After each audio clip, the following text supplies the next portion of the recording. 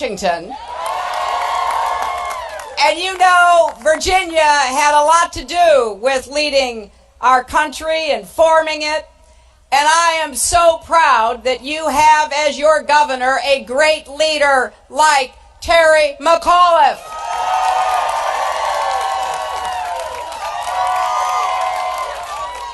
I know he's the shy and retiring type, but I think there's a real lesson, not only in what he did when he ran for your governorship, but when he has served for you. He set out a progressive agenda. He laid out very clearly what he wanted to do, and then he got to work doing it. In addition to all of the promises he made that he has kept, he has continued with enthusiasm and energy to try to lift up the people of the Commonwealth. He's not trying to divide people and set them against each other, is he?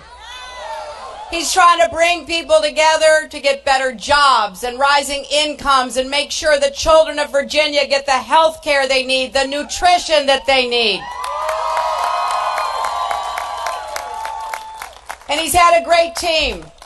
I want to thank Dick Saslaw, the Democratic leader in the Virginia State Senate, who is here.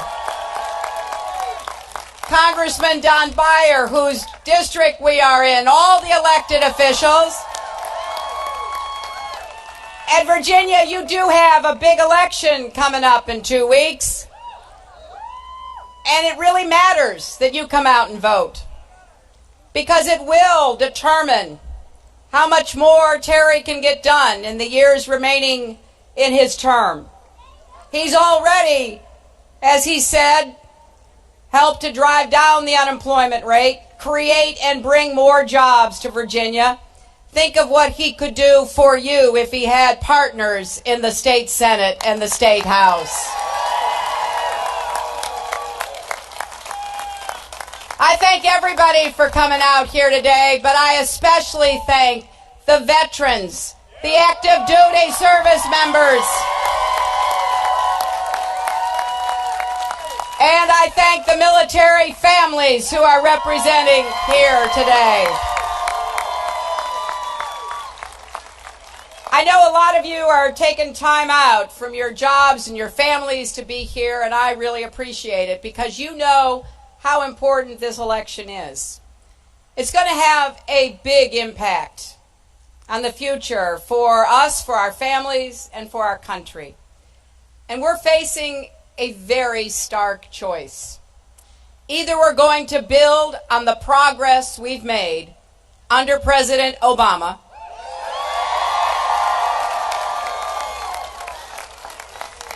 or we're going to give Republicans another chance to tear down everything we've worked so hard to build.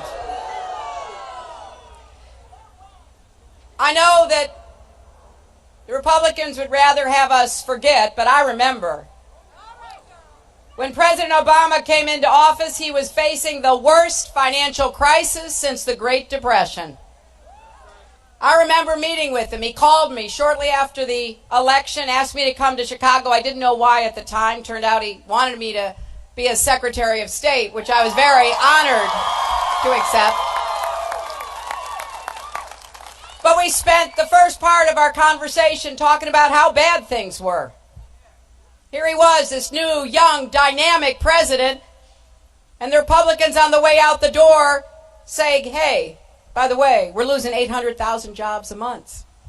The auto industry is on the brink of collapse, taking millions more jobs with it. And President-elect Obama said, you know, it's so much worse than they told us. And he got to work. And we've come a long way.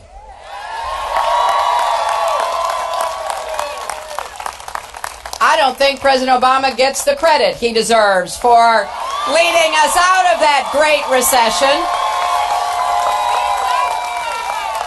He saved our economy from what could have been a Great Depression. He rescued the auto industry. He began the crackdown on Wall Street abuses. And on top of that, He helped 18 million more Americans get health insurance through the Affordable Care Act.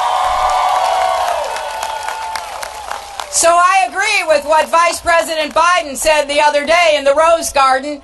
Democrats should be proud of that record of achievement, and we should defend it.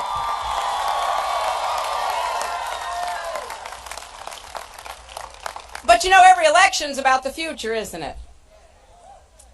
And there's a lot more work that has to be done. President Obama and Vice President Biden would be the first to say that. And I know they'll both be fighting the fights that they have been committed to after they leave office. But when I look at what we have to do, I'm filled with excitement and optimism. I'm not running for President Obama's third term. I'm not running for Bill Clinton's third term. I'm running for my first term.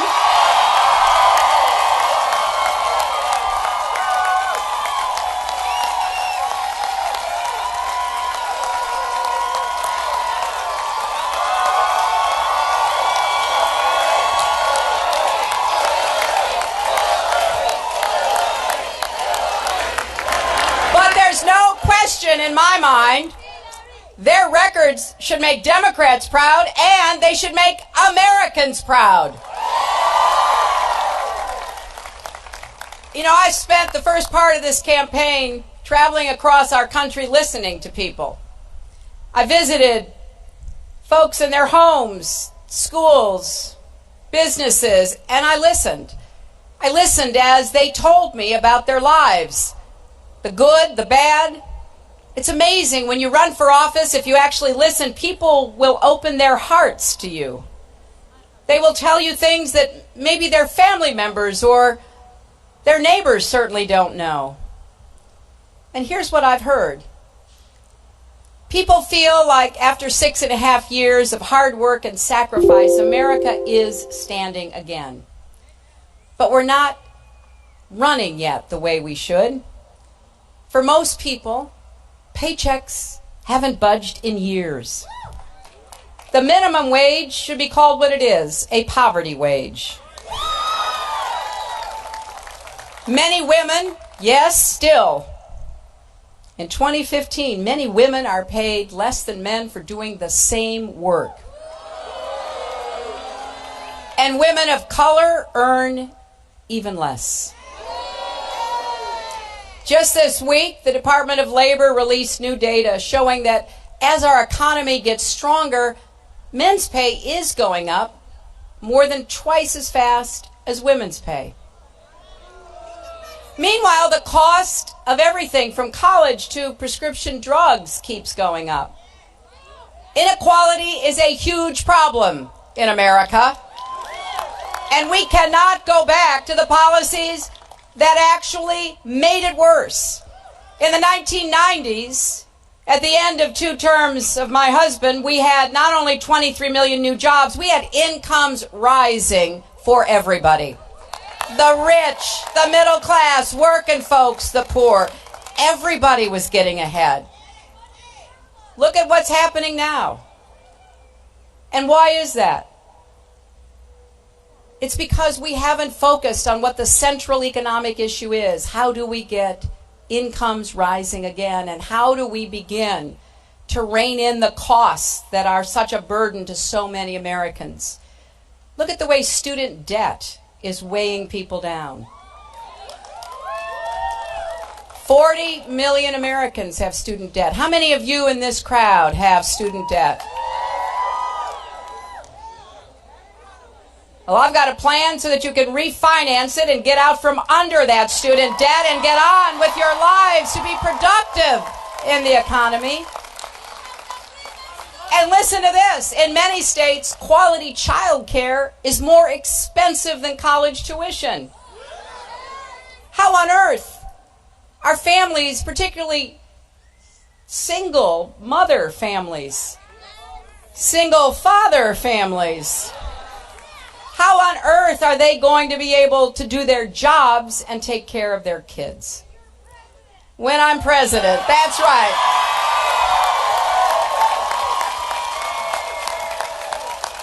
That's why I've made a high priority of us achieving paid family leave. It's amazing we're the only advanced economy with no program. And when people ask me about it and they say, well, how can we do this? I said, well, California's had a program for a while. Other states are finally coming around. It will really help middle class and working families. And we still haven't passed comprehensive immigration reform, which has brought out some of the worst in our Republican candidates running for president. I'm running for president because after listening to people across our country, your fights are my fights. And I won't quit until all Americans have a chance to get ahead and stay ahead again.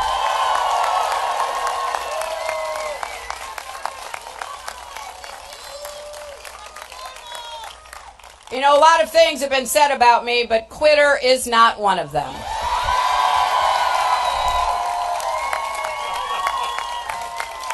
So I'm running to help middle-class families get that raise and to fight for small businesses that create most of the jobs in America. To make sure that when a company does well, it's not just the shareholders and executives who benefit, it's also the people who work at that company. They should be able to share in the profits of that company. And I'm running not only to make life a little easier for working parents, but to close that wage gap, because women deserve fair pay. The other day in New Hampshire, a young man came up to me, probably mid-20s, and he said, I want to tell you why I'm for you. I said, please, thank you. He said, I got my first real job when I was 17. I went to work as a cashier in a store near where I lived. It was a store where my mother was already working as a cashier, and she had raised me by herself. He said, I was really proud. I put on a short-sleeve white shirt and a tie, and I went to work in that store. First payday, I bring my check home, and I show my mother, and all of a sudden I see this look on her face. And I said, what's wrong? And she said, they started you at $1 more an hour than they pay me after 4 years doing the same job. I did have a little girl at a town hall in Nevada. I love calling on the kids in these town halls. You never know what they're going to say. This little girl got the microphone. She looked up at me and she goes, if you're a girl president, will you make the same amount of money as a boy president? I said, well, I think so. I haven't checked it lately, but I think so. And you know what? We have to make sure that everyone in America has access to quality, affordable health care. And I want to applaud again your governor, because he's been waging a really important fight here in the Commonwealth. This is one of these issues where ideology trumps evidence. The states that have expanded Medicaid, fully paid for in the beginning by the federal government, they've actually seen insurance rates drop. They've been able to keep rural and small town hospitals open. And they've been able to take care of hundreds and hundreds and millions of people. And yet, here in Virginia, despite the evidence, ideology basically has clouded the calculation. And so Terry's been struggling with his legislature to do what is not only good for the people who would get health care, but good for everybody. So I want to applaud him again for taking on this fight for quality, affordable health care. Now, in addition to having a plan so that you can refinance your student debt, I want to put college within the reach of more people again. Tuition has gone up more than anything else in the last 10 years. I have a plan so that if you go to a 4-year public college or university, you will not have to borrow money for tuition. And if you do national service, if you go into a service profession after you finish, you'll have even a better deal. Because it's not right that hardworking, talented young people are unable to get the education they're pursuing because they cannot afford it. That is not the America we want for our children and our grandchildren. So in all of these fights, to make sure the Republicans don't privatize Social Security, to make sure they don't demonize hardworking immigrants, we are going to run a campaign that asks all of you to be part of doing what we need to reach out to as many of your friends and neighbors as possible. Because we want to run this campaign on a real agenda, just like Terry did. I want the American people to know exactly what I will do from the first hour after I am sworn in.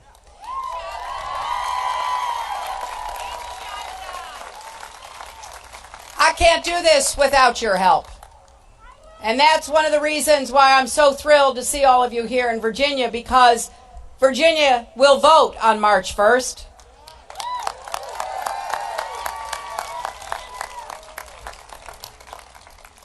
And that, of course, is our most fundamental right as Americans, isn't it? The right to vote. There are too many states trying to make it hard for people to vote. Young people, people with disabilities, the elderly, people of color.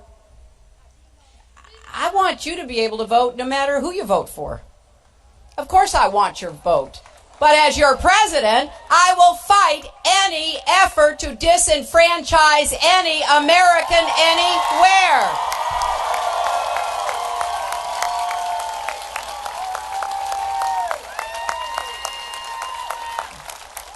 And I'm running for president to protect our families and communities from the plague of gun violence.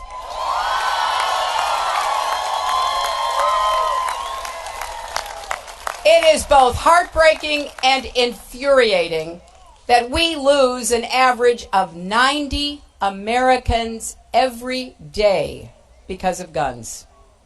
And no matter what anybody says, this is not an urban problem. This is a problem in small towns and suburbs, on college campuses and movie theaters, even in the basement of a church. I want to publicly thank your governor for signing an executive order that prohibits the open carry of guns in state government buildings.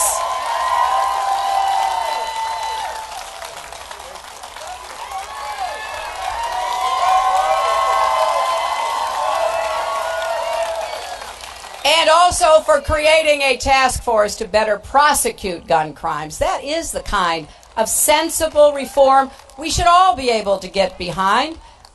In fact, we know that the majority of Americans and the majority of gun owners agree with us on this. Now, I've been told to stop shouting about guns. Actually, I haven't been shouting, but sometimes when a woman talks, some people think it's shouting.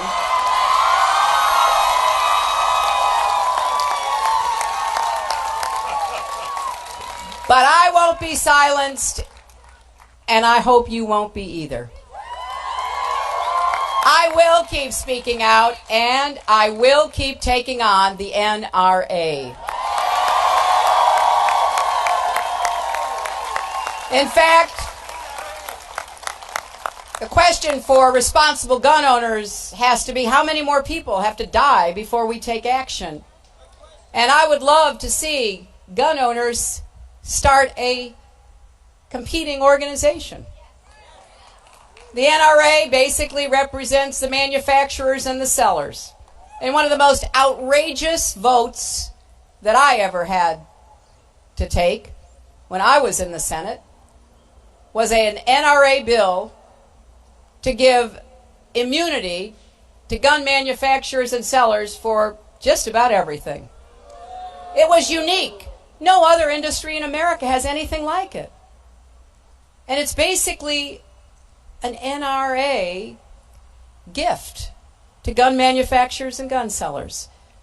It's wrong, and we have to stand against it. and we have to fight to repeal it. Everybody in this country should be responsible and accountable for their actions, and that includes gun manufacturers, gun sellers, and the NRA.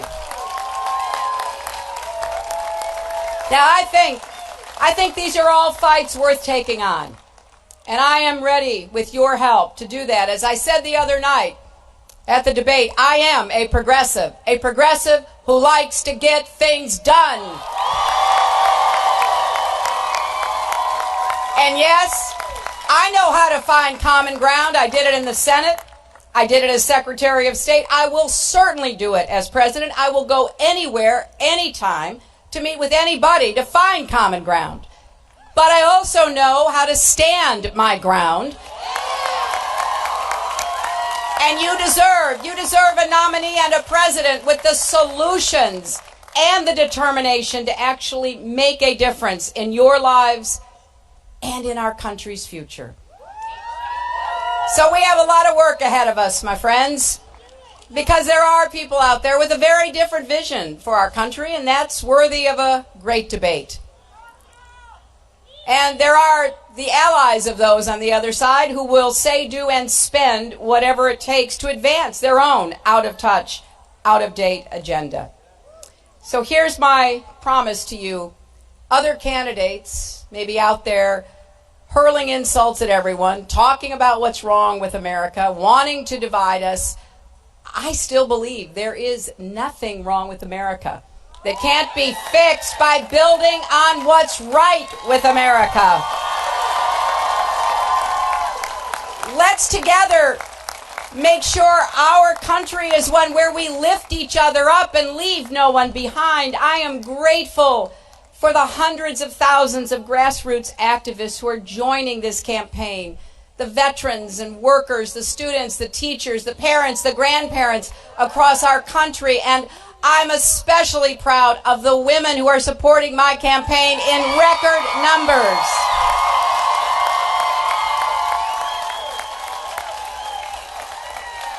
You know, you hear a lot these days about the super PACs and the billionaire mega donors, but a lot of people don't realize my campaign is being built by small donors. People giving $1, $5, whatever they can afford. Over 90% of my donations come from donors giving $100 or less. And I have some great news. As of today, more than 500,000 people have donated to my campaign, and we're going to keep increasing that number. Because at the end, this campaign doesn't belong to me. It belongs to you and to the millions of Americans we are fighting for and that we want to be a part of it. So whether you've ever been involved in a campaign before, whether you've ever voted before, there is a place for you, not just in my campaign, but when we win and we begin the hard work to make sure our country lives up to our hopes and dreams. Here's something you can do right now. Text JOIN, J-O-I-N, to 47246. Go to HillaryClinton.com for more information. Talk to your friends, your colleagues, your neighbors. Talk to them about how important this election is to our future. You know, every day that I get out on the campaign trail, there's a lot that motivates me. I'll meet somebody who has a story to tell. I'll hear something that really gets me energized, sometimes even more motivated than I was the day before. But what I think about all the time is my granddaughter. And the reason I do is because for those of you who are grandparents, you know that it just focuses your mind unlike anything else that you've ever experienced. Obviously, Bill and I are going to do everything we can to make sure our granddaughter has whatever opportunities she can possibly want in her life. But that's not enough. I'm the granddaughter of a factory worker from Scranton, Pennsylvania. My grandfather went to work in the Scranton lace mills and worked hard for so many years so that he could give his sons a better life, and he did. All three of his sons went to college. My father became a small businessman after serving in the Navy in World War II.